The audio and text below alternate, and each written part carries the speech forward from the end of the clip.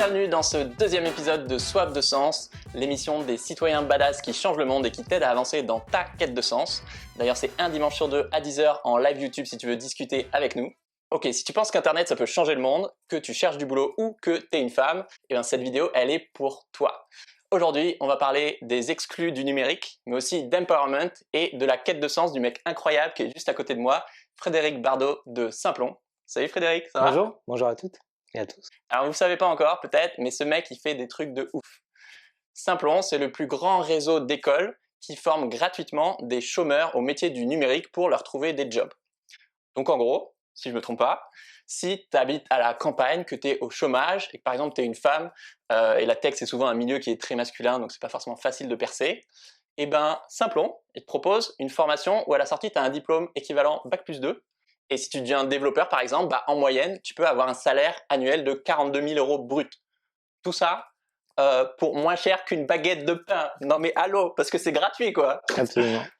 Moi je me demande, est-ce qu'il y a des gens qui se disent « Attends, mais c'est trop beau pour être vrai, est-ce que c'est une arnaque en fait ?»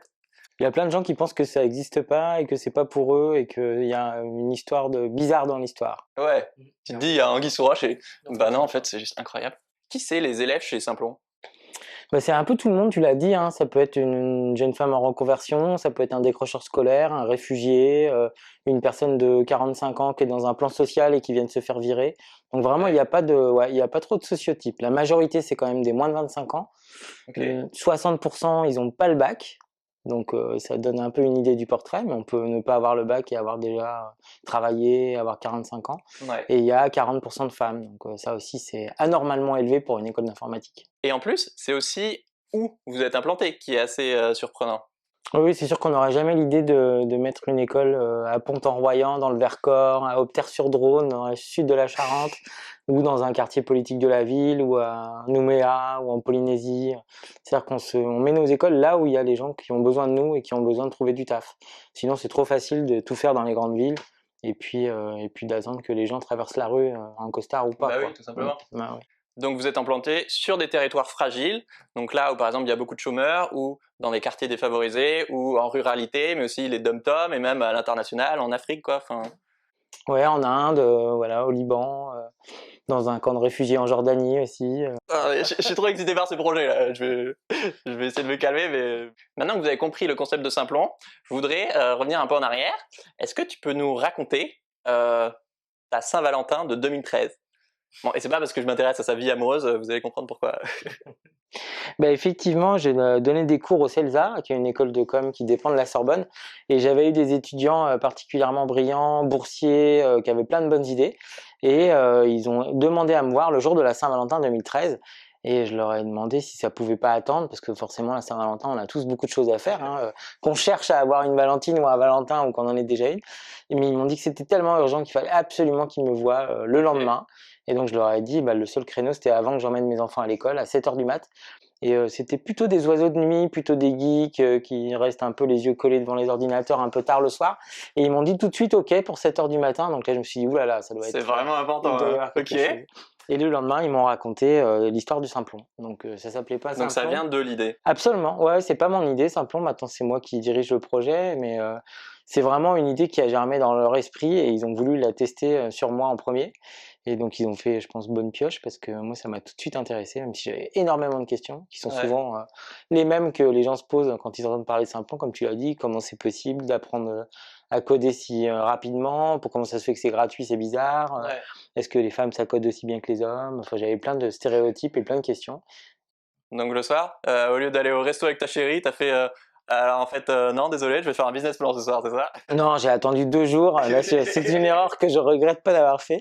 Mais effectivement, non, le soir, je me suis consacré à la Saint-Valentin. Mais c'est vrai qu'assez rapidement, je lui ai dit qu'il y avait peut-être une nouvelle idée qui allait nous accaparer. Et elle a fait « Oh, encore une !» C'est ça.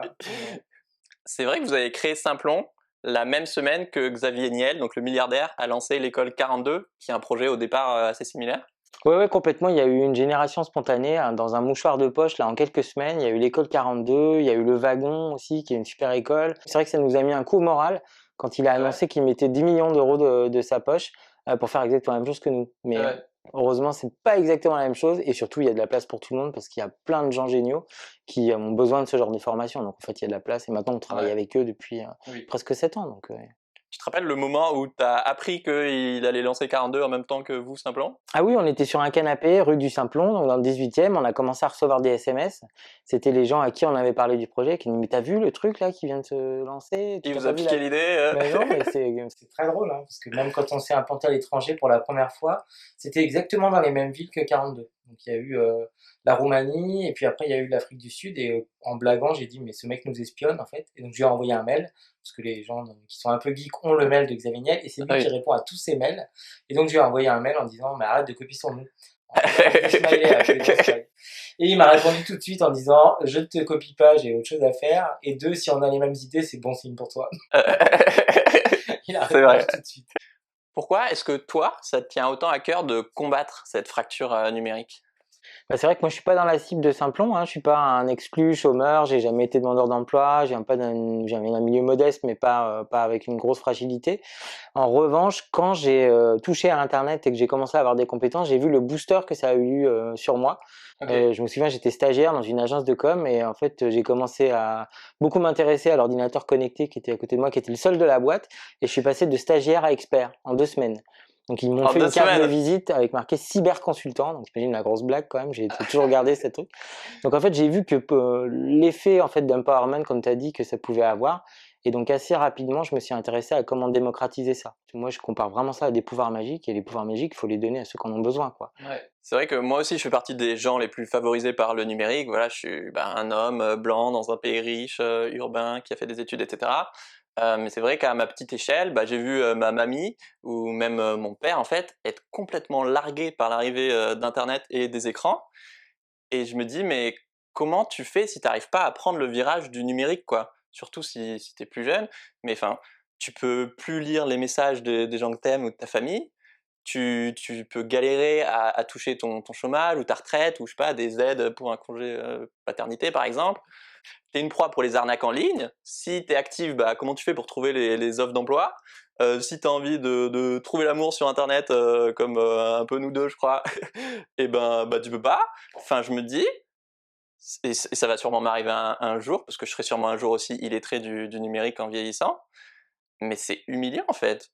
Enfin tu te sens tellement exclu, t'as l'impression d'être obsolète et d'être ouais, d'être obsolète quoi, t'es un fossile. Ouais, ouais, et puis tu accèdes pas à tes droits, et puis tu vis pas dans une société, effectivement, tout est numérique, pour le coup, tu te sens complètement déclassé, et ça vient s'ajouter à d'autres exclusions. Ouais, Peut souvent tu cumules. Alors que ça peut jouer comme ça a joué pour moi, ou les gens qui passaient à Simplon comme un booster, ça peut Ouais, être un truc qui t'enfonce encore plus. Et ça, c'est vrai que c'est impossible parce que, au-delà de l'accès, hein, il faut quand même avoir une connexion et un ordinateur ou un smartphone. Une fois que tu as ça, et tout le monde n'a pas ça malheureusement, ouais. là par contre le champ des possibles, il est largement ouvert. Et donc ça, priver, les gens qui en ont le plus besoin de ça, je trouve ça c'est vraiment une injustice au carré, quoi. Et c'est pas que, là j'ai parlé de ma mamie, mais c'est pas que les seniors, enfin, tu plein d'actifs ou d'étrangers qui parlent pas forcément super bien français. C'est 90% des gens qui ont pas accès à internet n'ont pas le bac. Donc c'est ouais, si déjà t'es pauvre, t'es déjà un public fragile en fait, boum, tu ça en plus comme inégalité quoi. Ouais, puis c'est pas une question d'âge, hein, parce qu'en fait, on parle souvent des seniors qui sont soi-disant plus illettrés du numérique que les jeunes. C'est vrai sur certains usages, mais en fait, en termes d'illettrisme numérique, les jeunes, ils ont des vrais problèmes aussi, parce qu'ils sont très consommateurs. Ils ont des usages très segmentés, donc ça va être la vidéo, les jeux, des choses comme ça, sans les caricaturer. Ouais. Par contre, ils savent pas du tout comment ça marche, remplir un formulaire, utiliser un traitement de texte, faire un CV, répondre à une offre d'emploi, avoir les codes pour écrire un email à un employeur. Et ça les pénalise vraiment. Donc c'est pas parce qu'on est un dingo ou une dingote de TikTok qu'en fait on n'est pas un peu illettré du numérique pour des usages professionnels. Et Ouais. donc ça c'est une contre-vérité. Les digital natives, pour le coup c'est un peu une contre-vérité sociologique, hein. C'est pas parce qu'on est jeune qu'on est geek. Il y a cette stat qui m'a choqué, où d'après une étude du Crédoc, il y a 13 millions de Français qui utilisent peu ou pas internet. Enfin, c'est énorme quoi. On parle de millions de Un Français personnes. sur 5, sur 6 quoi. Absolument, ouais. Et donc dans les actes du quotidien, dans des choses qui paraissent banales à n'importe qui, effectivement ils sont en difficulté. Donc ça les empêche d'accéder à leurs droits et d'être des citoyens de plein droit. Et comme justement c'est souvent, comme on l'a dit, les gens déjà les plus fragiles qui subissent encore plus cette peine, et que de l'autre côté, internet et le numérique, ça avantage des gens qui sont déjà favorisés, donc des hommes blancs éduqués, etc. Est-ce que c'est une forme de lutte des classes numériques? On l'a dit, il y a beaucoup de gens qui le disent et je pense que c'est assez vrai. Il y a aussi une lutte des classes économiques et sociales et elle est vraiment effectivement empirée par, par les inégalités numériques et les inégalités d'usage, quoi, d'équipement, d'accès. Donc moi, je reprends complètement l'idée de la lutte des classes, quoi. Bon, si vous connaissez un peu la tech, bah, clairement c'est compliqué d'être une femme dans la tech. Et est-ce que tu as des exemples de sexisme que tu as pu observer, toi, de femmes dans la tech? Bon, il y en a plein. Il y a l'autocensure des jeunes filles, mais on parle souvent de l'autocensure, mais l'autocensure, elle n'est pas toute seule, quoi. Bah oui, C'est il y a une souvent ton conséquence. père ou ta mère ou ton conseiller d'orientation ou ton conseiller Pôle emploi qui te dit bah non, meuf, c'est peut-être pas trop pour toi le numérique, peut-être que c'est pas la bonne idée, peut-être que tu devrais changer d'idée. Et ça, c'est vraiment scandaleux parce qu'effectivement, non seulement il n'y a pas de différence génétique dans la possibilité de faire du numérique, mais en plus, on se rend compte que c'est très culturel. Tu l'as dit, nous, on est à l'étranger dans pas mal de pays. Ouais. Quand je vais au Maroc, en Inde ou en Côte d'Ivoire, bah, il y a plus de femmes dans nos promos que d'hommes. Donc Ah c'est le ouais. contraire. Donc on voit bien que c'est complètement culturel. Parce que dans ces pays, le rêve de tout père de famille, c'est que sa fille, elle travaille dans l'informatique. Pourquoi? Parce que c'est propre, sûr, elle peut travailler de chez elle, elle peut avoir des activités Ouais. annexes et notamment s'occuper de la famille, etc.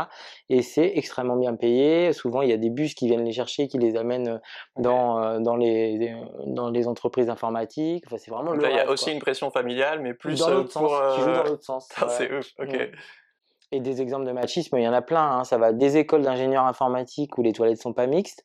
Ça existe encore? Genre, il n'y a pas de toilette pour les filles? Non, il y a des toilettes non mixtes. Ou des images de, je sais pas, de Lara Croft nue Ouais. dans les DSI. Enfin, je veux dire, il y a des trucs, c'est vraiment, ça paraît tellement d'un autre âge, mais en fait, on a plein de témoignages comme ça. Ouais.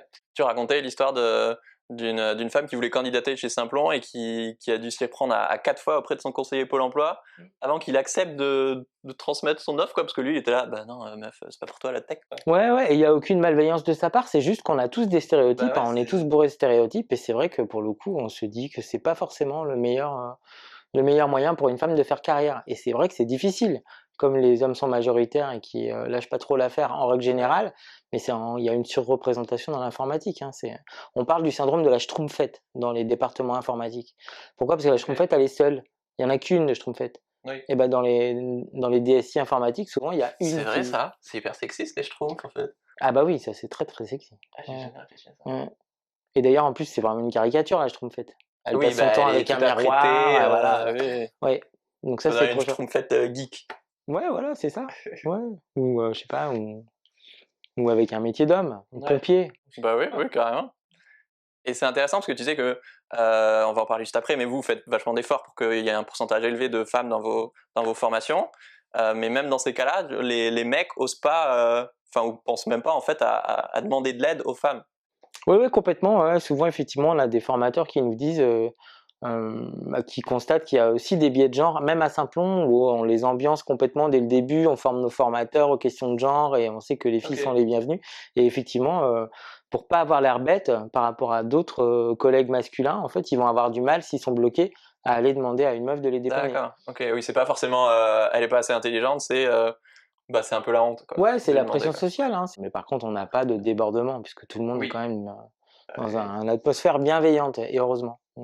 Et du coup, justement, chez Simplon, vous faites quoi du coup pour l'empowerment des femmes et l'inclusion des femmes dans le numérique? Bah, c'est le plus gros programme de Simplon, hein, c'est presque 1 million Ok. d'euros par an. Donc Ok. voilà. Et on galère pour avoir 38%. Donc ça, pour vous qui nous écoutez, qui nous regardez, ça paraît surréaliste, mais pour avoir 38%, il faut Ouais. galérer et dépenser des... Là, c'est principalement des femmes hein, qui t'écoutent, hein. Ah bah alors, eh ben, candidater à Simplon parce Candidatez les meufs, qu'on manque il y a de les liens dans la candidats. description. Ouais. Donc on commence en école primaire, au collège, on fait des sensibilisations, on forme les conseillers Pôle emploi, les conseillers mission locale, les orienteurs. On a des messages à la destination des parents aussi, parce que souvent c'est le père ou la mère qui disent bah, attends, l'informatique, Ouais. ça va pas être pour toi. On forme nos formateurs aux questions de genre. Dans notre communication, si jamais vous regardez notre site web, nos flyers et tout ça, il y a souvent des femmes, voire même majoritairement des femmes. Donc c'est presque pour les hommes que c'est difficile de s'identifier. Mais je pense que ça nous attire aussi des candidatures masculines, Bah oui. le fait qu'il y ait pas mal de femmes. Et le truc qui marche le mieux, alors qu'on faisait tout le reste avant, mais qui a tout changé, c'est Ouais. qu'on fait des formations réservées aux femmes. Ok. Avant de rentrer dans les formations où il y a des hommes et des femmes. Et ça, d'avoir un espace où elles sont que entre meufs et où elles peuvent tout dire, Ça, c'est vraiment, ça a libéré complètement les énergies. Ouais, parce qu'elles doivent se dire, bah, c'est pas pour moi, j'y arriverai jamais. En plus, bah, c'est tout un univers avec tout un jargon au début à appréhender. Ah ouais, c'est trop bien. T'as un syndrome de l'imposteur qui est énorme, quoi. Puis toutes les figures, hein, c'est comme dans les sciences. Enfin, il n'y a pas des Marie Curie en informatique, il y en a plein, mais elles sont pas connues comme Marie Curie. Ouais. Alors qu'il y en a plein. C'est le qui a inventé le langage COBOL, c'est le qui a inventé l'assembleur. Le premier algorithme de l'histoire de l'humanité, il a été fait par une femme. Mais tout ça, bien sûr, cette histoire-là, elle est un petit peu masquée, quoi. Ouais. On connaît Alan Turing, on connaît Zuckerberg, Steve Jobs et compagnie, mais toutes les meufs qui ont fait l'informatique, forcément, elles sont moins connues. Et du coup, ouais, vous focussez vachement sur. Vous avez créé un espèce de STAS, je trouve ça trop bien, un peu pré-formation, pour justement bah, faire voler en éclats ces barrières mentales et se dire bah ouais, meuf, toi aussi, tu peux tout à fait coder, quoi. Puis quand tu vas dans une école Simplon, tu as souvent des portraits 4 par 3 de super informaticiennes avec pourquoi est-ce qu'elles sont super et qu'est-ce qu'elles ont Ah, c'est trop bien. inventé. Et donc ça change aussi. Trop bien. Donc, si tu veux devenir développeuse ou n'importe quel métier dans l'intelligence artificielle, la sécurité, la blockchain, etc., va jeter un œil. Et c'est bien que tu parles de l'intelligence artificielle parce qu'on a plus de candidatures féminines pour l'IA que pour les métiers de développeurs et développeuses. Parce que Ok. l'IA, c'est pas, on rentre pas par la technique, alors que c'est très technique, hein. Oui. On rentre pas par la technique, mais qu'est-ce qu'on peut faire avec de l'IA? Et ça parle beaucoup plus aux meufs de leur dire qu'est-ce que tu peux faire avec de l'IA que PHP, Python, Java et tous ces Ouais. noms d'oiseaux, quoi. Bon, par contre, si tu crois que c'est hop là les doigts de pied en éventail, je peux dire qu'ils charbonnent, hein, parce que du coup, il n'y a pas de critères de diplôme ou je sais pas quoi pour te recruter. Par contre, ils sélectionnent sur la motivation et enfin, ouais, surtout sur la motivation quoi, et le talent quoi. Ouais, puis il y a des petits tests, c'est pas des tests de niveau, mais en fait, il faut mettre les mains dans le cambouis parce que sinon, effectivement, à quoi bon faire 6 mois de formation à Simplon si t'es pas fait pour ça? Bah oui. Donc ça, on essaye de le tester avant, mais effectivement, souvent, c'est le côté intensif, c'est vraiment, on mange du code matin, midi et soir, quoi. C'est un Ouais. peu comme apprendre l'anglais, quoi, hein. Ouais, voilà, on peut avoir le cliché classique du chômeur profiteur, etc. Et vous montrez, bah non, en fait, t'as des chômeurs qui en veulent à fond, qui sont ultra motivés, et si tu leur tends la main, en fait, bah ouais, ils la défoncent ton opportunité, et 6 mois après, ils trouvent un job, quoi. Je pense que la plupart des chômeurs, c'est ça. Je pense que c'est vraiment l'exception, cette idée d'assistanat, elle est complètement, perverse, elle correspond pas du tout à Mm. la réalité. Les gens, si tu les pousses à croire qu'ils ont des capacités et que tu les mets dans quelque chose qui est intéressant et avec du boulot au bout, et il y a des centaines de milliers d'emplois non pourvus dans le numérique.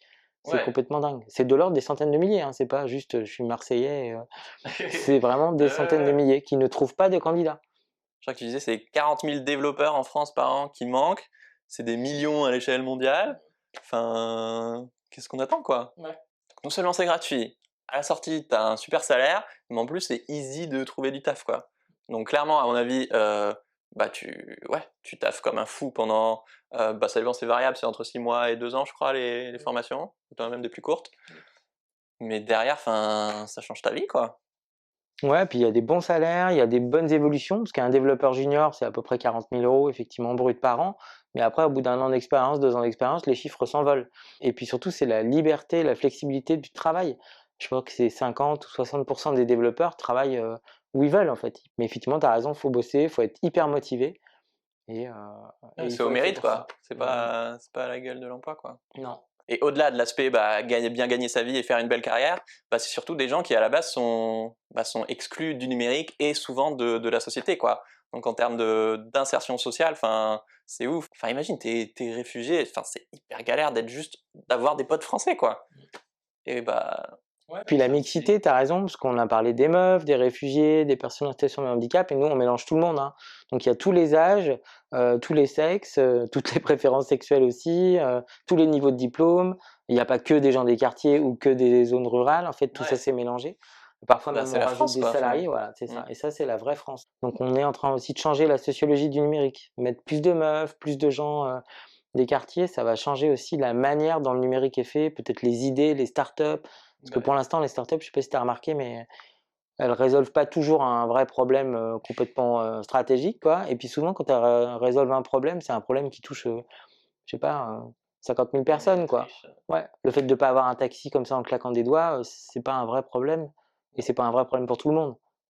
Non. Enfin, je sais pas, Ah bah non, c'est sûr moi qu'à j'arrive côté à de la fin dans le monde ou la crise climatique, c'est ça. Donc ça peut permettre de réorienter aussi à quoi sert le numérique. Donc c'est une formation accélérée où tu t'apprends en mettant les mains dans le cambouis, c'est comme les bootcamps américains. Mais du coup, à la sortie, est-ce qu'ils trouvent un job?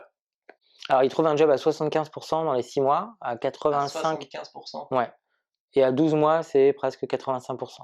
Donc il y en a 3 sur 4 qui passent par Simplon, ou même plus après un an, qui trouvent un job, quoi. Ouais, et un vrai job, hein, c'est pas un truc, auto-entrepreneur de machin. Non, non, non, Ouais. c'est des contrats de travail, avec des Il y a bons de la demande, hein. salaires. Ouais, il y a de la demande. Mais Pôle emploi, ils doivent vous adorer. Ils doivent nous adorer, mais on a mis du temps à ce qu'ils nous adorent, Ouais. parce que, faut bien dire qu'au début, on s'est lancé, on connaissait rien à la formation, rien à Pôle emploi, et on leur parlait une langue qu'ils comprenaient pas. On leur disait: «On va faire une formation gratuite et voilà, il va y avoir Avec des» des ouais, réfugiés, des aveugles et des voilà, c'est seniors ça, et c'est vraiment ça. ah! Et en fait, ce qu'on a mis du temps à comprendre, c'est qu'il fallait pas qu'on dise à Pôle emploi que la formation était gratuite. Parce que sinon, ils nous disaient: «Bah, si elle est gratuite, vous avez pas besoin de nous. On va vous envoyer des chômeurs et puis c'est tout». Et nous, on leur Ouais, disait: «Mais non, faut nous financer». Ils disaient: «Ah bon? Bah, elle est pas gratuite alors». Donc on a mis du temps à ouais. comprendre comment fonctionner avec Pôle emploi et maintenant ça va super bien et c'est vraiment des gens, il y a sûrement plein de choses à critiquer comme sur, plein de choses comme l'éducation nationale et cetera, mais c'est des gens qui font un boulot Ouais, c'est extraordinaire. plus la machine que les gens dedans, Ouais, le voilà, problème, mais quoi. vraiment les conseillers, tout ça, on peut tomber sur des conseillers, qui sont pas géniaux, mais que c'est vrai d'un banquier, c'est vrai d'un vendeur de légumes ou je sais pas quoi. Mais, vraiment, ils font un travail de folie et ils sont passionnés par ce qu'ils font et ils essaient de le faire du mieux possible et c'est pas évident. Est-ce que tu as une histoire ou une anecdote, ou plusieurs d'ailleurs, de personnes qui sont passées, chez Simplon et qui t'ont marqué? Ouais, j'en ai plein, hein. Je t'ai dit, il y a pas de portrait robot, mais je me souviens de Yacine, il avait 17 ans, donc c'était à peine s'il pouvait rentrer à Saint-Plon. Il est venu par la mission locale de Clichy-la-Garenne. OK. Et je pense qu'en 8 ans, c'est le meilleur développeur qu'on ait eu. Une autre aussi, bon, c'est une auxiliaire de puériculture, qui en avait un Comme petit ma mère. peu ouais, bah, voilà et en fait, elle avait 45 ans, un petit peu, elle plafonnait un peu dans son activité, elle avait envie de changer et dans sa crèche ou dans son organisation, en fait, elle s'est mise à faire des trucs sur Excel, et elle a commencé à faire des macros et cetera et là, elle a touché aux macros et aux VBA et là, elle s'est dit: «Mais attends, c'est vachement bien ce truc» et elle a compris que c'était de la programmation alors qu'elle le faisait sans le savoir et après, et elle aussi, c'est pareil, elle a eu quasiment 100% à sa certif, donc voilà, Excel, ça change des vies, hein. on a eu je sais pas, des bûcherons, on a eu des réfugiés syriens aussi incroyables ou, un soudanais aussi dont je me souviens qui a monté une start-up après. Et à la base, j'imagine que la plupart, ils auraient, pas forcément imaginé bosser dans le numérique, quoi. Souvent, c'est vraiment des purs débutants, donc des gens qui avaient même une idée préconçue du métier, après, il y a le truc inverse, hein, c'est-à-dire qu'un développeur ou une développeuse, c'est quelqu'un qui reste derrière un ordinateur et qui va passer son temps à chercher des bugs, hein. Ouais. Donc ce que je veux dire, c'est qu'il faut avoir la vie qui va avec, il faut aimer aussi. Mais par contre, ça donne tellement de pouvoir, de salaire, de liberté. C'est assez surprenant la transformation que ça fait sur les gens. Et quand on dit, combien de gens trouvent du travail après Simplon, c'est 75%, mais ça rend pas compte, de ce qu'on vient de se dire, de la transformation que ça fait sur les personnes. Ouais. Il y a des gens qui, même physiquement, se redressent et ils arrivent, ils sont tout, genre: «Excusez-moi de vivre, je suis trop nul» et compagnie et à la fin, ils pitchent, je sais pas, ils ont des projets, ils ont envie de bouffer le monde, quoi. C'est vraiment super. C'est vrai que c'est super. C'est la meilleure récompense. Donc si tu connais des gens au chômage, peut-être en galère de thunes ou à la campagne ou enfin tout ce qu'on a dit, bah hésite pas à leur partager leurs vidéos parce que si ça se trouve, bah tu peux changer leur vie juste en leur faisant découvrir Simplon et que bah ouais, des fois ça se joue à aussi peu de choses que ça, quoi. Je te mets les liens de toutes leurs formations en description si tu veux le partager, enfin pour toi ou pour d'autres d'ailleurs. Moi ma question c'est comment est-ce que nous on peut agir pour un numérique plus inclusif? Les gens qui regardent cette vidéo. Le numérique, ça se partage et plus tu le partages, en fait, plus il y a une culture numérique et donc plus on peut utiliser le numérique pour faire des trucs intelligents. Parce qu'après, si on est tous chacun sur notre écran, à cliquer sur des trucs ou à regarder des vidéos, le numérique, ça sert à autre chose. Ça peut vraiment, changer le monde. Moi, j'en suis persuadé, ça l'a déjà fait largement et nous, on a distribué aussi 20 000 tablettes dans les EHPAD parce que, pour le coup, bah, les gens étaient coupés, les visites étaient interdites à cause du covid et donc il y a des gens, il y a même des gens qui sont morts sans pouvoir dire au revoir à leur famille parce qu'ils n'avaient pas d'outils de communication. Tu vois, c'est complètement dingue. Donc ça, effectivement, c'est important de défendre ces usages-là. On entend souvent: «Ah bah non, moi je suis nul» ou genre: «Ah bah non, Ouais. non, non, mes enfants oui, mais alors moi non», ou je sais pas quoi, ou je suis pas capable» ou non, c'est pas vrai. On est tous capables, c'est un outil qui a été créé pour nous, par nous. On s'est convaincus que c'était devenu compliqué, mais ça l'est pas compliqué. Tu dis que vous êtes des bisounours du numérique. notamment face aux géants de la Silicon Valley. Pourquoi? Bah, parce qu'on pense vraiment que le numérique, ça sert à changer le monde. C'est-à-dire que c'est vrai que nous, on n'est pas sur l'histoire du business, on est complètement dans le numérique responsable, on fait attention à ce que le numérique soit accessible aux situations de handicap, on parle beaucoup de l'impact écologique du numérique. Ouais. Et quand je parle aux gens de l'impact écologique du numérique, qui est 3 fois plus que le secteur aérien, quoi. Les avions, ça pollue 3 fois moins qu'Internet. Donc voilà, l'impact écologique du numérique, quand tu dis ça à des geeks, ils te disent: «Non, ça va, c'est bon, enfin ça va». Bah non, c'est pas bon, en Ouais. fait. J'avais pas réalisé, mais effectivement, le choix du vocabulaire, bah, effectivement, le cloud, le nuage numérique, Ah, c'est pas du tout dématérialisé le ouais, mais numérique, ça hein. donne trop cette impression. Mais je pense que c'est Mais non, pas, enfin, c'est c'est que fait des exprès. serveurs et des tubes, quoi. Ouais, c'est du matériel, c'est des terres rares, des métaux, c'est, le sang des Africains dans les mines du Congo, donc tout ça, c'est très concret. Pourquoi est-ce qu'on dit, programmer ou être programmé? Il faut choisir. Quand tu fais que utiliser quelque chose, bah, c'est la chose qui t'utilise, en fait. C'est un peu, ce que moi me dit mon père avec les voitures. Malheureusement, j'ai pas fait du tout la même chose, mais moi je sais pas réparer une voiture, donc je suis dépendant de mon garagiste. Et là, quand la voiture va être autonome, non seulement on ne saura pas la réparer, mais en plus c'est elle qui va décider, de comment elle fait. Bah, c'est un peu pareil pour le numérique. Soit tu l'utilises, soit tu sais comment il est fait, donc tu as appris un petit peu à le programmer, soit en fait tu vas le subir, donc c'est toi qui vas être le produit. Donc après ça c'est intéressant, mais c'est peut-être un peu extrémiste parce qu'en fait on n'a pas tous vocation à être développeurs. Tu vois? C'est Oui. pas parce que comme moi j'ai pas vocation à réparer des voitures, on n'est pas tous obligés d'être garagistes quand on a une voiture. Par contre, savoir comment ça marche, Au moins donc avoir des voir ce bases que c'est que et la programmation, savoir que c'est une langue pour, donner des ordres à des machines qui nous obéissent après. Ça, c'est pas mal de se dire qu'on peut donner des ordres aux machines. Parce que souvent les gens disent: «Ah bah, c'est plutôt les machines qui nous donnent des ordres, quoi, hein». Et après, ça aide aussi à penser que, bah, c'est pas l'ordinateur qui bug, c'est la personne qui a fait le programme ou toi-même qui le fait bugger. Donc oui. pour le coup, c'est pas l'ordinateur. L'ordinateur, c'est un tas de métal, qui obéit à des ordres. Donc ça, c'est bien de savoir qu'on a la main aussi. Ouais. Quand on faisait des ateliers pour enfants, souvent on commençait par 2 questions. La première, c'était, qu'est-ce qui est le plus intelligent, une machine ou, enfin un ordinateur ou un humain? Et en fait, 90 des enfants, ils répondent un ordinateur. Parce que ça bat des gens aux échecs, au Go et tout ça. Mais en fait non, en fait c'est pas, il y a pas Bah, c'est un d'intelligence dans humain un qui l'a programmé, ordinateur. quoi. Voilà. Et après on leur disait: «Est-ce que c'est plus facile pour les garçons ou pour les filles les ordinateurs?» Et ils répondent souvent pour les garçons. Mmh. Et c'est là où on commence à creuser un peu le problème là. J'aime bien cette idée parce que, bah, moi, ce qui m'intéresse vraiment, c'est, bah, tout l'empowerment, comment tu aides les gens à devenir davantage acteurs de leur vie et bah, de la société et de l'intérêt général. Et il y a vraiment cette idée que, bah, comme on est consommateur, je sais pas, des grandes marques en général, bah, on est aussi très consommateur du numérique sans forcément être acteur et sans forcément comprendre, l'envers du décor, quoi. Et c'est pas seulement programmé, hein, moi j'ai 5 enfants et donc il y en a aucun qui code. OK. Mais quand j'ai expliqué à mes enfants ce que c'était que Wikipédia, en fait, ils sont tombés de leur chaise parce ils s'imaginaient pas qu'il pouvait y avoir une encyclopédie en ligne qu'ils utilisent tous les jours pour Ouais. faire des copier-coller notamment, qui soit, où quand tu repères une erreur, tu peux la corriger et cetera.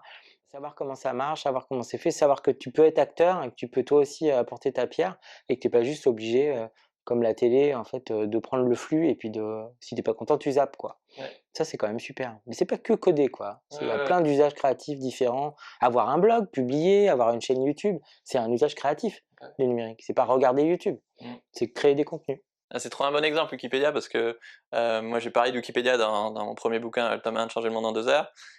Et ouais, enfin juste j'ai halluciné que, ah ouais, en fait il y avait ce petit bouton, edit ou modifier en français que j'avais jamais vu en fait, alors que je vais tout le temps sur Wikipédia, que c'est un des 10 sites les plus consultés au monde et en fait c'est un des plus beaux projets, voilà, qui est né d'internet. Donc tu te dis il y a des millions de personnes, dans le monde qui partagent et qui rendent le savoir accessible à tous, quoi. Et justement, comme moi j'étais à fond dans l'entrepreneuriat social, je me disais mais c'est dingue qu'il y ait plein de projets que je surkiffe qui remplissent tous les critères d'éligibilité pour être sur Wikipédia et qui sont pas dessus. Et du coup, on avait organisé avec des copains, bah, la première journée Wikipédia pour créer les pages de projets solidaires, quoi. Et c'était un peu ce que tu dis sur vos formations Simplon, mais à une plus petite échelle. Mais tu voyais dans les yeux des gens que c'était ouf de se dire, purée, mais aujourd'hui, j'ai créé l'article Wikipédia du mouvement Colibri, tu vois. Ils n'avaient pas de page Wikipédia, quoi. Ouais, la prise de confiance en toi et ouais, tu changes complètement de regard sur le numérique, quoi. Je trouve ça dingue. Et en fait, c'est trop bête. Moi, c'est parti comme ça. En fait, c'est des dingos de Pokémon, là, mes 2 ados. Et il y a un moment, et on regardait, parce qu'on n'était pas sûr, on se battait sur le nom d'une évolution d'un Pokémon, machin. On a regardé sur Wikipédia. Et sur Wikipédia, il y avait une faute. Et ils étaient certains mordicus, etc. Donc, on a trouvé une autre source. Et je leur ai dit, mais les gars, on va la modifier.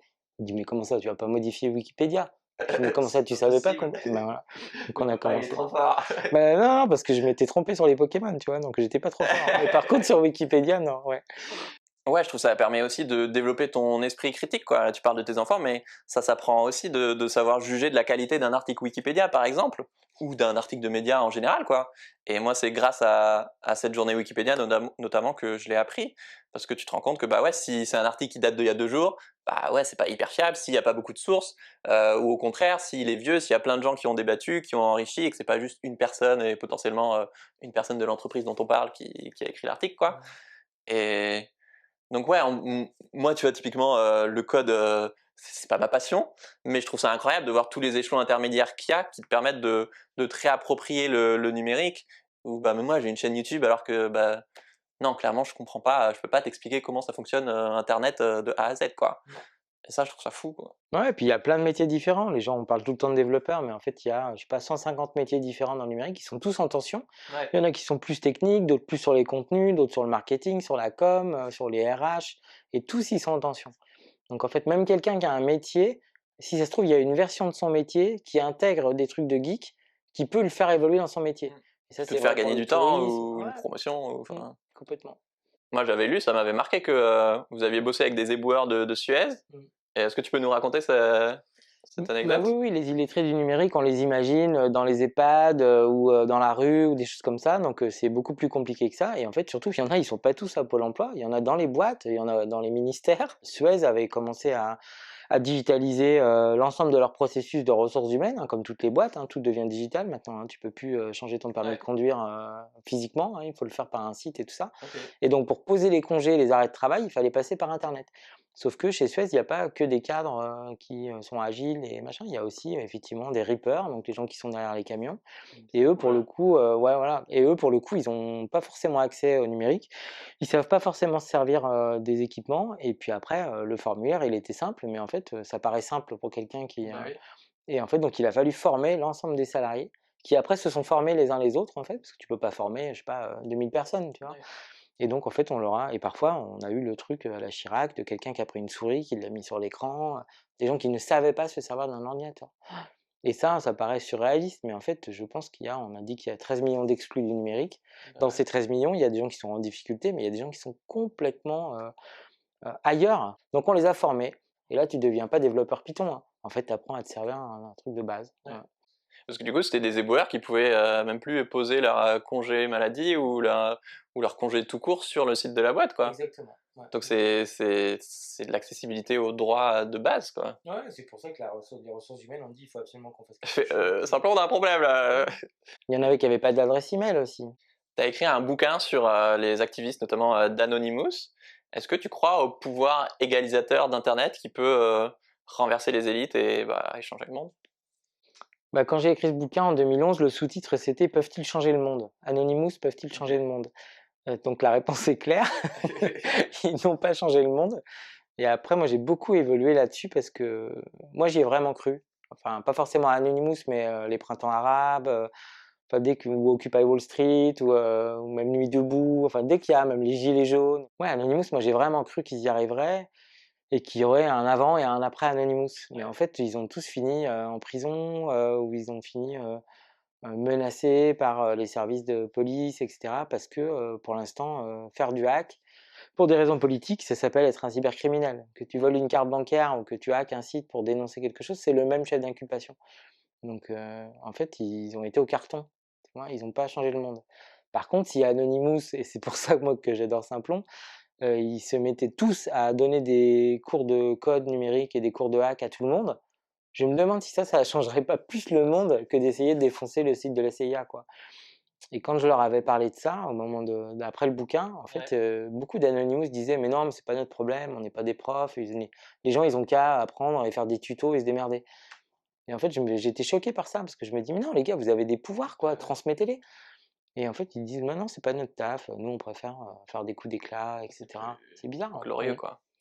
Ouais, je suis pas sûr parce que c'est plus dangereux aussi. Enfin, personne ne va en Oui, prison parce que tu donnes des cours de hack, tu vois? oui, Alors dans que ces cas, ouais, ouais, c'est bizarre, ouais. c'est plus héroïque, on va dire. Plus Peut-être, dangereux ouais. aussi, mais Ouais, ouais. ouais. Je crois que vous faites beaucoup de plaidoyer, vous essayez d'influencer les gouvernements et sûrement les grosses entreprises aussi. Pour toi, ce serait quoi une grosse victoire? Bah, elle vient d'avoir lieu. Donc c'est Ok, cool. Ouais. félicitations, je sais Ouais, pas ce que ouais, bah, c'est, mais... c'est pas juste nous, hein, mais plein Ouais, de gens qui poussaient beaucoup justement sur cette histoire d'inclusion numérique. ok. Donc là, dans le plan de relance, il y a 250 millions d'euros pour la médiation numérique. Donc ils vont, avec nous, mais avec plein d'autres, en fait, trouver des demandeurs d'emploi, Ouais, les former à être des médiateurs numériques pour qu'ils soient des ambassadeurs du numérique et qu'ils aident les gens à s'approprier le numérique. Et ils vont en former 5000 et les mettre partout en France. donc c'est Ça, des c'est formateurs, quoi. ouais, des C'est- médiateurs, quoi. Ouais. Et ça, c'est complètement historique. C'est-à-dire qu'avec le confinement, ça a fait tilt en haut, là, dans les hautes sphères. Ils se sont dit, mais en fait, Oula, ça si t'es pas s'accélère. connecté, en fait, t'es complètement exclu de la société. 250 millions pour les exclus du numérique. Et ça, je trouve ça super. Et donc concrètement, si moi je suis exclu du numérique, du coup il y a peu de chances que je regarde cette vidéo, mais peut-être un peu, euh, qui je vais voir? L'idée, c'est pas que tu ailles dans un lieu et que quelqu'un fasse à ta place, et bien moi c'est bon, c'est je t'ai dépanné, maintenant ciao. Ben non. C'est qu'en fait on t'apprenne et que tu n'aies plus besoin de revenir dans le lieu, que tu deviennes autonome. Et ça, on manque de bras, et on manque de bras bien formés. Là, il va y avoir 5000 personnes, des ambassadeurs, avec des t-shirts ambassadeurs du numérique, près de n'importe quel point, dans des maisons France Service, dans les mairies, dans le Pôle emploi. Et Ok. eux, ils seront ultra bien formés, ils seront payés pendant 2 ans par l'État. Donc ça peut aussi être un autre job. Absolument. Devenir un ambassadeur du numérique. Ambassadeur du numérique, ça Mm. s'appelle. Ok. Ouais. Il ressemble à quoi le monde dont tu rêves? Il ressemble à un monde où tout le monde est invité à la fête, quoi. Moi, c'est vrai que j'ai du mal, depuis que je suis tout petit, à m'imaginer que moi je suis là, que tout va bien, etc. Et qu'il y a quand même une majorité de gens qui galèrent avec moins de 2 dollars par jour. J'ai du mal à m'imaginer que moi je suis Uber geek et en fait qu'il y a encore 2 ou 3 milliards de personnes qui sont pas connectées.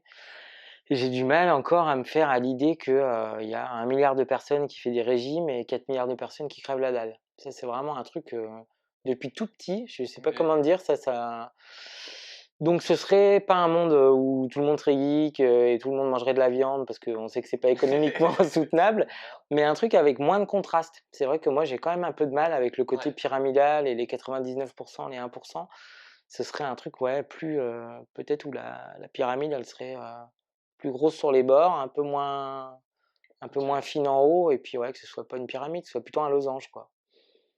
Qu'il y ait très Ok. très peu de pauvres, très très peu de riches, et puis une majorité de gens quand même qui ont le temps qu'ils sont sur Terre, une vie un peu normale, quoi. Ouais. Ça paraît complètement idiot de dire ça, mais Bah, ça ça me paraît ressemblerait à logique, ça. Ouais. ouais. Parce que est-ce que toi, en grandissant, tu as vécu des grandes injustices qui t'ont mené à avoir envie de te battre pour ces choses-là ou... Bah, écoute, oui, et puis c'est marrant, j'ai lu un livre sur le bouddhisme là, où il y avait un témoignage de quelqu'un qui disait: «Mais moi je suis une privilégiée, pourtant je suis dépressive et cetera machin», et un moine bouddhiste qui lui disait: «Mais la souffrance, c'est la souffrance, en première ou en deuxième classe». Ouais. Et j'ai adoré ce truc-là. Donc moi j'ai vécu des injustices, mais qui sont pas des injustices, telles que, j'ai des Simploniens qui ont vraiment traversé la Méditerranée, en canot pneumatique, quoi, pour arriver à Ouais. Simplon. Tu serais ok de nous en raconter une d'injustice auquel tu penses? Oh bah oui, un truc très très simple, hein. Moi, mes parents étaient poissonniers, donc Ok. voilà, c'était leur métier. Et en fait, autour de la poissonnerie, donc c'est un métier qui est très très difficile, hein, où tu te lèves hyper tôt, tu travailles dans la glace, etc. machin.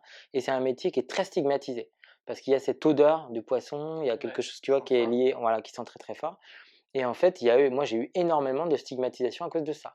À l'école, Bah, à on l'école, dit-tu plus ou j'étais tu... premier de la classe, mais Ouais. quand même, on te rappelait que tu étais le fils du poissonnier et que le poisson, ça sent pas bon, tu vois. Ouais. Et donc, je me souviens d'une prof de latin extraordinaire, qui avait dit un jour, sans même penser qu'elle allait blesser ma mère, elle lui a dit: «Oh, mais vraiment, Frédéric, quand on voit d'où il vient, on se demande pourquoi il est si bon en latin», tu vois? Comme si le fils du poissonnier, il Ouais. pouvait pas être bon en latin. Cette espèce de racisme de classe là et des stéréotypes sur le métier de mes parents, ça, c'est vrai que ça m'avait vraiment choqué. Je crois que tout le monde vit ça. Après, c'est qu'est-ce que tu fais avec ça? Est-ce que Ouais. tu es un révolté? Est-ce que tu deviens encore plus salopard que les salopards qui t'ont Qui ont stigmatisé? changé. Est-ce que tu reproduis ça? Est-ce que ça s'arrête avec toi? Comment tu vis avec ça? Ça, c'est compliqué, ouais. Qu'est-ce que tu en fais de ça? De cette injustice-là, quoi? Est-ce que tu fais ton Calimero, tu te flagelles, tu dis: «Bouh, la vie est trop dure, Mm. je fais rien, Ah tu ben, vois, c'est long rien faire». jusqu'à la mort hein, de faire son Calimero. C'est ça, ouais, et c'est long d'être en colère jusqu'à sa mort aussi, c'est usant même, souvent ça Ça ravage ta rend pas vie. très heureux, quoi. C'est ça. Puis je pense que tu meurs plus jeune que si tu es un peu plus serein. Qu'est-ce que t'en fais de cette injustice alors, hein? C'est ça. L'émission, elle s'appelle Soif de sens, donc on va parler de ta quête de sens. Euh, Qu'est-ce qui, toi, te donne du sens dans ton projet? Quand j'étais petit, je voulais être journaliste de guerre, espion, militaire, OK. député. Tu vois, ça pouvait pas être un truc normal avec Ouais. un métier normal, quoi. Ça fallait que ce soit hyper engagé, hyper. Et là, je me suis beaucoup trompé. Parce que j'ai été un mauvais militaire, un mauvais journaliste, un mauvais espion, pas Tu du étais tout des. espion? Ouais, j'ai passé des concours pour être espion, puis j'ai fait Énorme. des études d'espion, mais c'était pas ça parce que moi je suis trop bavard et en fait je sais pas garder un secret, donc c'est une catastrophe. Mais donc c'est à Énorme! quoi ça sert cette soif, quoi? Improbable! Et là maintenant avec Simplon et avec ma famille et tout ça, j'ai trouvé de quoi étancher ma soif, pour des années, quoi. Putain, je vais titrer, «Je pouvais pas être espion, j'étais trop bavard». C'est ça, mais c'est vraiment ça. C'est quoi ta dernière, remise en question? Le confinement.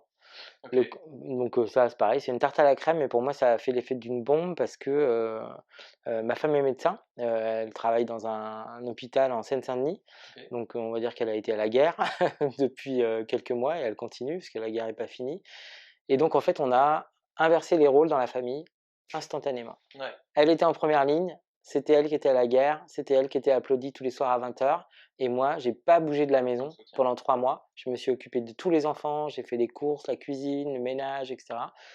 En fait, on a échangé nos rôles et là, je me suis rendu compte, en fait, de ce qu'elle vivait et qu'elle, elle était et médecin et maman, grande organisatrice et tout ça, machin et ça m'a vraiment, complètement remis en cause parce que, à longueur de vidéos Tu ou t'en de rendais pas médias, forcément je te compte, parle, des femmes dans le numérique, que c'est un scandale, tout ça, machin.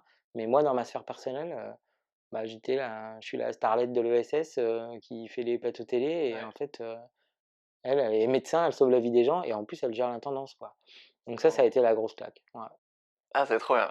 Bon, du coup, vous voyez le lien. Bah, faut trop que tu regardes le premier épisode de Soif de Sens qui est sur la charge mentale. Ah oui? OK. Et donc, ça risque de trop te parler. Mais je pense que si tu regardes la vidéo, ça va te plaire. Ça va peut-être piquer un peu, mais. Comment est-ce que ton rapport au numérique, il a évolué au fil du temps? Depuis la première fois que tu as entendu le. Ouais, c'est une super bonne question parce qu'il a beaucoup évolué. Moi, j'ai été, sur le cul quand j'ai découvert le numérique. J'ai Ouais. été complètement aspiré par le réseau Tu te pendant dis, des années. waouh, ça va changer le monde ce truc. Jour et nuit, j'étais tout le temps connecté, enfin c'était vraiment, comme si j'étais un espèce de boulimie, je prenais un Ouais. maximum alors que c'est impossible, tu vois, de tout prendre.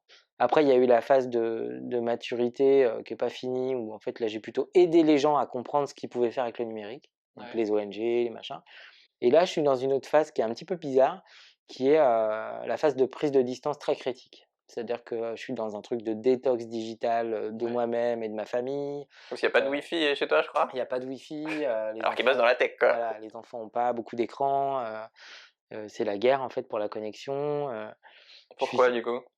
parce que je me rends compte que c'est vraiment un remède et un poison et que en fait, ça prend énormément de place et la place que ça le prend au détriment de d'autres choses qui sont plus structurantes quand même Ouais. et heu et là, je suis à fond sur l'impact écologique du numérique et sur la parentalité numérique, c'est-à-dire l'impact des écrans sur les enfants. Et donc, parfois, quand les gens m'écoutent, ils se disent: «Mais toi, tu es devenu technophobe». Mais me dire ça à moi, c'est juste un scandale. Bah, Enfin, tu vois ouais. ce que il y a pas Bah, en fait, t'es pas forcément à 100% pour, à 100% contre, quoi. Enfin, c'est ça, c'est les c'est échelles de ça, gris et c'est ça. Et je pense que c'est rendre hommage au numérique, à la technologie et à internet que de dire: «Il y a des mauvais côtés, il faut les éviter et il y a des bons côtés, il faut les accélérer», quoi. Donc ça, c'est moi, j'ai mis, 20 ans avant de comprendre que le numérique, ça polluait. Alors que ça fait 25 ans que je fais du numérique. À aucun moment, comme un angle mort, je m'étais dit: «Bah, en fait, attends, donc c'était une révélation il y a, ouais, presque 4 ans là. J'ai fait une conférence, je devais, pitcher après un mec. Le mec d'avant, il a fait le topo sur l'impact écologique du numérique. Je suis tombé de ma chaise et au lieu d'arriver en disant: «Ouais, Simplon, le numérique c'est génial», ouais. j'ai dit que je venais de prendre une claque et que maintenant j'allais modifier Simplon pour qu'on intègre ça. Je pense que plus il y a quelque chose qui t'apporte de la valeur et qui a changé ta vie, plus c'est dur de le remettre en question, quoi. Et ça, c'est une super belle leçon, je trouve, aussi, parce que c'est pas vrai que pour internet. Souvent, tu parles d'économie sociale et suicidaire pour de l'ESS. Pourquoi? Bah, ça, c'est, mon ancien associé avec qui j'ai monté Simplon qui est, je dis, copyright sur, économie sociale et suicidaire. C'est ce qu'on disait sur les bisounours. Enfin, avoir l'idée de faire comme Xavier Niel, sans l'argent de Xavier Niel, Ouais. de monter Simplon avec 10 000 € de fonds propres, de rien connaître à la formation professionnelle, de, louer un local, pour 6 ans alors qu'on n'avait pas de fonds propres, Parce qu'au de enfin, début, c'était un peu la cour des miracles, mais non? c'était n'importe quoi, C'est c'était vas-y, on n'importe prend n'importe qui. c'est ça, ouais, ouais et on n'avait aucune idée du modèle économique et j'avoue que ça nous inquiétait pas. C'est-à-dire qu'on s'est dit non, il faut d'abord faire la meilleure formation du monde, trouver les Ouais. meilleurs apprenants du monde, et après on verra pour le modèle économique. Mais c'est complètement stupide, c'est suicidaire. Bah, ça a marché. Oui, mais on aurait pu en mourir des milliers de fois. Puis au début, vous payez les gens Voilà, alors ça c'est vrai que avec votre argent. voilà. C'est-à-dire qu'il y a un moment où moi je me suis arrêté de me payer pour qu'on puisse continuer à payer les premiers apprenants qui étaient payés pour apprendre. Donc ça, Ouais. ça c'est quand on C'est disait bisounours, c'est suicidaire, enfin là on est complètement en plein dedans. ouais, c'est ça, Mmh. c'est juste que tu prends soin des autres, Mmh. à ton détriment, Ouais. quoi. Comme la première fois qu'on a monté un système de franchise pour que des gens puissent monter des écoles Simplon avec notre aide, Ouais, moi je leur ai tapé dans la main. ouais. On n'a pas signé de contrat. Donc ils ont pris notre méthode et c'est devenu des concurrents. Ah ouais? Bah oui, parce que pour moi j'étais sur la confiance, c'était super, ils voulaient faire la même chose que nous. Tu te dis: «Ah là tu vois le Ouais, bisounours ouais. suicidaire quand même». C'est fou, c'est fou. Bon après c'est notre marque de fabrique, hein, on est un peu moins bisounours maintenant, on fait gaffe, mais et on est un peu moins suicidaire parce qu'il y a 300 personnes, qui sont salariées Ouais. de Simplon et qu'il y a plein de gens qui comptent sur nous, mais c'est vrai que je dis ça parce que je veux pas oublier ce moment-là. C'est, pas parce que je suis nostalgique de cette folie-là, mais, parce que c'est cette folie-là aussi qui a fait, qui doit rester quelque Bah, part. qui fait Mmh. que moi j'ai envie de t'interviewer et qu'il y a des gens qui auront envie de venir se former chez vous et que tu arrives à soulever des fonds aussi parce que, bah, tu as une vision de société qui fait vibrer. Bon, alors la vraie question c'est, du coup, ça marche? Alors ça marche, mais c'est difficile parce que le fait que ce soit gratuit, c'est hyper compliqué. Parce qu'il faut OK. trouver quelqu'un qui paye pour que ce soit gratuit, parce que sinon Simplon c'est pas gratuit. Moi je paye tous mes formateurs, mes formatrices, on est 300, donc on n'est pas une bande de bénévoles, Ouais. et une ONG. Donc c'est ça qui est compliqué, c'est qui va payer pour que, les apprenants ne payent pas? Donc c'est là où on est très, très créatif parce qu'on fait pa on fait payer un paquet de gens différents. Ça peut être des entreprises, ça peut être l'État, les collectivités, les gens qui collectent l'argent de la formation, enfin, on connaît 150 façons différentes de financer, des Simplons pour qu'ils soient, gratuits. Vous initiez aussi, beaucoup d'enfants au numérique. Pourquoi c'est si important? Le début de l'histoire, c'est qu'en fait, c'est pas nous qui donnons les cours, c'est les gens qu'on forme, les chômeurs qui sont en formation à Simplon, qui donnent des cours OK. aux enfants. Et ça, on trouvait ça génial parce que déjà pour les enfants, c'était super. On a été super bien accueillis par l'éducation nationale, hein, contrairement à ce que plein de gens pensent. Et puis surtout, on était super contents que ce soit des gens qui connaissaient pas le code il y a encore quelques semaines ou quelques mois, qui pensaient qu'ils étaient bons à rien, qui Ouais. avaient quitté l'école, qui devenaient profs Bah, ouais, et qui si transmettaient. lui il peut le faire, bah, ou elle, moi aussi, Et quoi. puis la confiance Ouais, que la ça fierté, donne, ouais. donc ça, c'était top. Et après, bon voilà, moi j'ai écrit un bouquin sur le sujet en 2014 là, «Lire, écrire, compter, coder», parce que je suis persuadé qu'effectivement, si jamais tu comprends pas, comment le numérique est fait, tu le subis. Et d'être Ça conscient aussi, bah, on en parlait tout à l'heure, mais des effets négatifs du numérique et de s'en servir de manière intelligente, quoi. Puis ce que j'adore, c'est qu'à chaque fois qu'on fait des ateliers, les profs aussi sont surpris parce que, celui qui est, en fond de classe, le cancre, la classe SECPA ou, les gens un peu soi-disant attardés et compagnie, bah, dès que tu les changes de modèle et que tu les mets sur un truc comme ça, avec une autre type de logique, Ouais, et ben, en fait, les bah, c'est profs pas ils les disent mêmes qui brillent, quoi. voilà, exactement. Et ça, j'ai trouvé ça génial. Et j'ai l'image enfin, le souvenir d'une classe SECPA, en Guadeloupe. OK. Et le prof, il est tombé de sa chaise. Il dit: «Mais je comprends pas, je reconnais pas ma classe», Je trouve ça trop intéressant de voir ça comme une langue étrangère, en fait. C'est la deuxième langue, en France, quoi. Tu as le français et le code, quoi et de se dire, bah, forcément, le monde, il a vachement changé, maintenant, il est vachement plus numérique et si tu maîtrises pas cette langue, bah, forcément, bah, tu pas à communiquer et tu exclu, quoi, donc c'est et comme tu le disais très bien, j'avais pas du tout pensé, mais c'est aussi une autre manière d'avoir les fondamentaux de lire, écrire, compter, Ah quoi. oui, oui, complètement. Parce que faire du code, c'est pas coder, c'est, lire, écrire, compter, avoir un raisonnement, être logique, travailler à plusieurs, copier sur son voisin, Ouais. la créativité, le travail, et puis c'est, se rendre compte que c'est toi qui as la main. Et ça, c'est bien en milieu scolaire, hein, de dire aux gens que c'est toi qui peux choisir, et que tu peux ouais, que la page, elle est vraiment blanche, quoi, que tu peux faire ce Ouais. que tu veux avec. Puis c'est pas quelqu'un d'extérieur qui va juger si ton truc il est bien ou pas, quoi. C'est ton code, soit il marche pas, quoi. Ouais.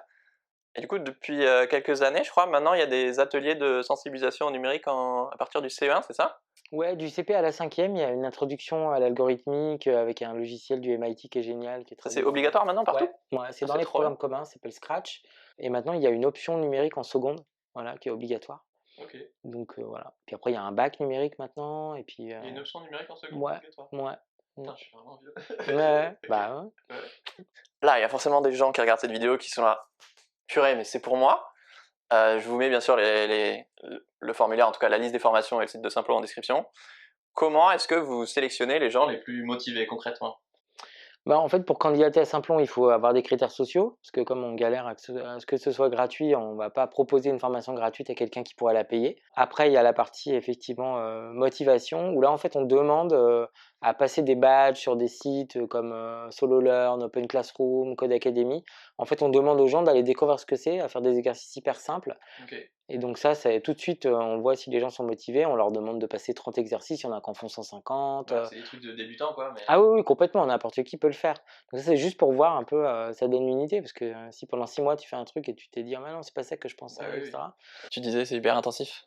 Bah, il faut avoir la vie qui va avec, parce que être pendant 3 ou 6 mois à temps plein, manger du code matin, midi et soir, voilà, il faut avoir la vie qui va avec. Faut Oui, ils pas dorment avoir de pas problème beaucoup de je crois. logement, faut pas avoir de problème de santé, faut avoir une solution de garde si tu as des enfants. Ça aussi, c'est un truc qu'on est en train de travailler à Simplon, parce que les gens qui ont pas de solution de garde, bah, c'est compliqué Ouais. de faire un 9h-18h, voilà.